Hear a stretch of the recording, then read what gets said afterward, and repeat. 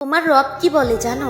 তুমি যাকে আমার চাইতে বেশি ভালোবাসবে আমি তাকে তোমার কাছ থেকে দূরে নিয়ে যাব আর তোমাকে বড্ড একা করে রাখবো। তিনি আরো বলেন, কখনো বলবে না যে তাকে ছাড়া আমি বাঁচবো না, কিন্তু আমি তোমাকে তাকে ছাড়াই বাঁচাবো।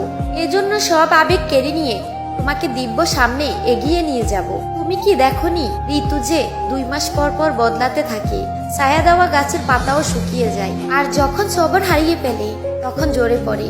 কিন্তু তোমার রব তো ধৈর্যশীল ও পরম দয়ালু।